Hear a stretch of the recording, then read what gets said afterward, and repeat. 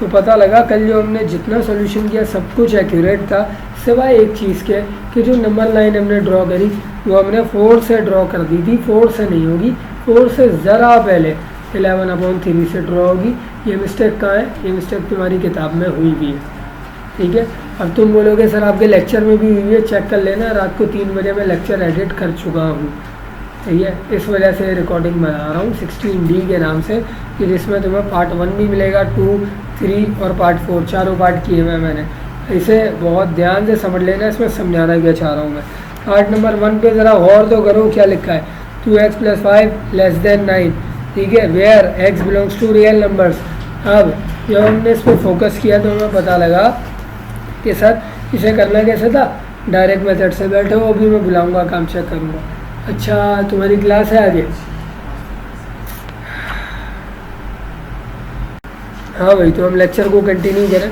मैं ये सवाल पढ़ा रहा था, डायरेक्ट मेथड बिल्कुल वैलिड है, फॉलो हो रहा था, कल भी हो रहा था, आज भी मैंने उसी से ही किया हुआ है। 2x यहाँ से 5 को वहाँ भेज दिया, 4 हुआ, सिंप्लीफाई किया, x की वैल्यू क्या आ रही है? <2। यही नंबर लाइन में दिखानी होती है बस। नंबर लाइन ड्रॉ करी, 2 से पहले की वैल्यू दिखा दी।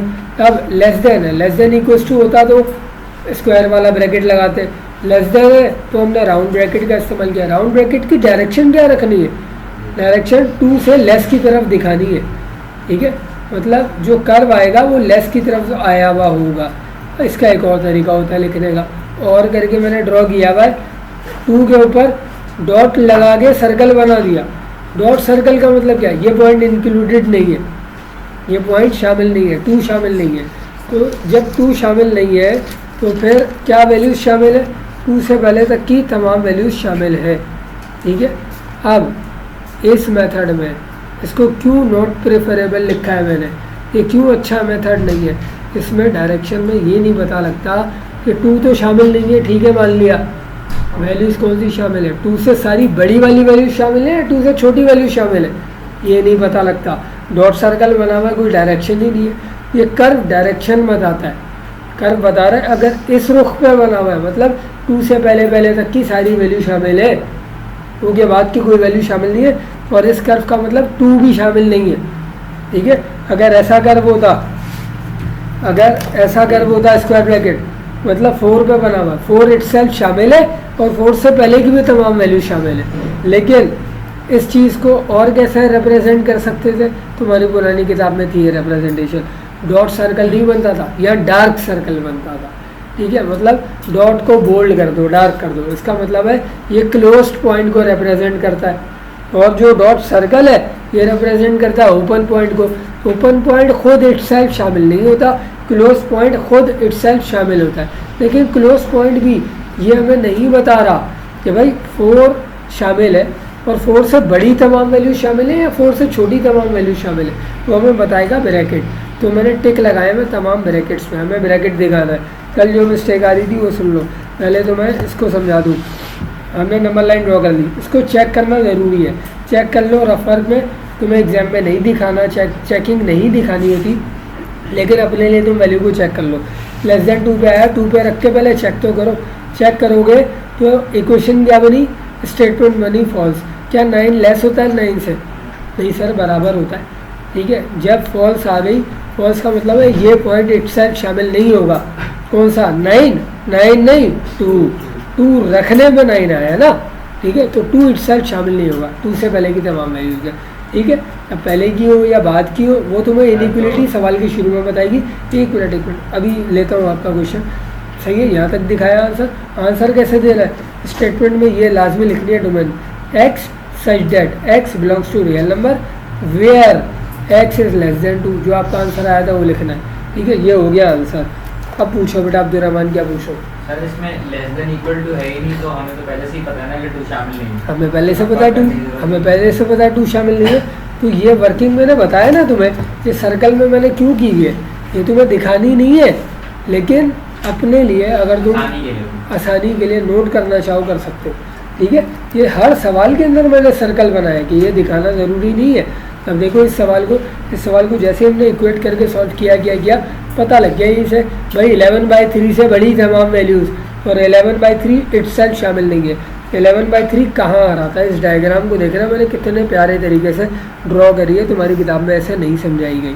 ठीक है, 11/3 से बड़ी तमाम वैल्यूज शामिल है, मतलब जो कर्व बनेगा 11/3 पे बनेगा। 11/3 कहाँ आता है, 3.66, 3 और 4 के दरमियान से थोड़ा सा आगे। ठीक है, कल जो बच्चे कह रहे थे बिल्कुल सही ड्राइंग यही है।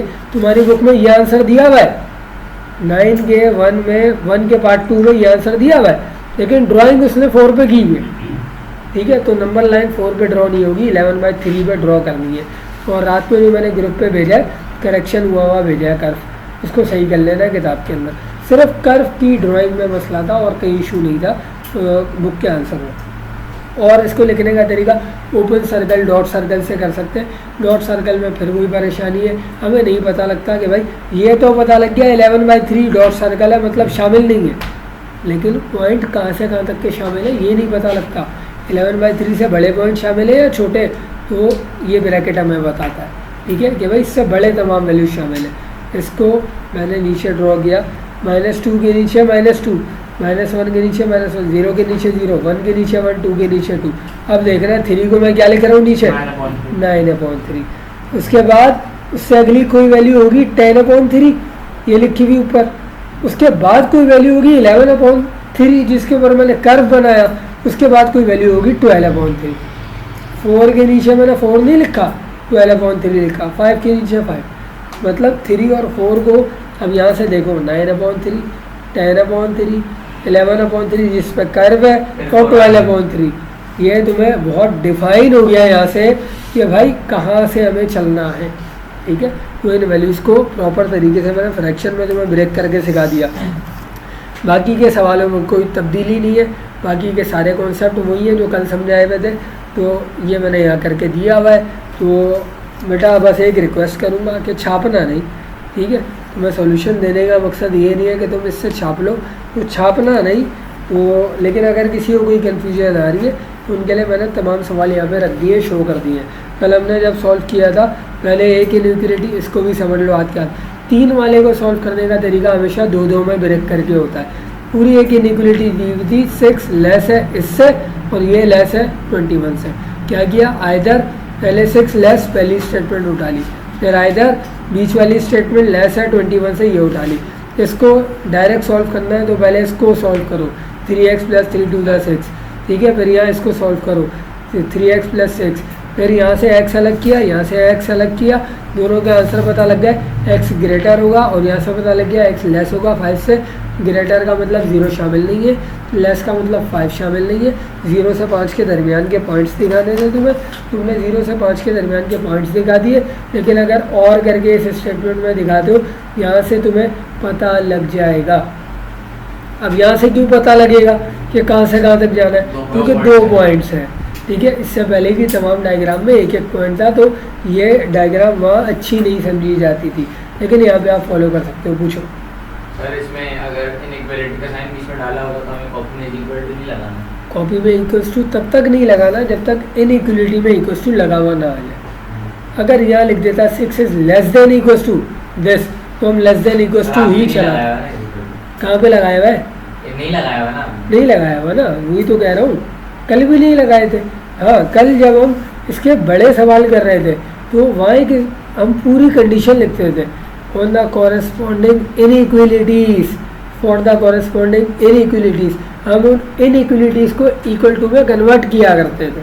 ठीक है, वो 9.2 9.3 के अंदर अब ये मेथड है, 9.1 के मज़ीद क्वेश्चंस के अंदर भी ये मेथड है, जिसमें हम x इंटरसेप्ट y इंटरसेप्ट लेते थे।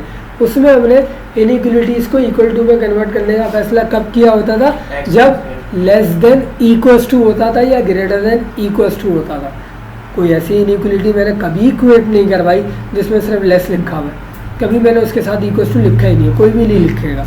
कोई ग्रेटर वाली इनइक्वालिटी है उस पर कोई भी इक्वल्स टू कभी नहीं लिखेगा। हाँ, ग्रेटर देन इक्वल्स टू है उसमें हम लिख सकते हैं, लेस देन इक्वल्स टू उसमें हम लिख सकते हैं। तो सही है, तो क्वेश्चन नंबर 1 दिखाना यूँ मकसद था, ये तुम लोगों को मैंने समझा दिया।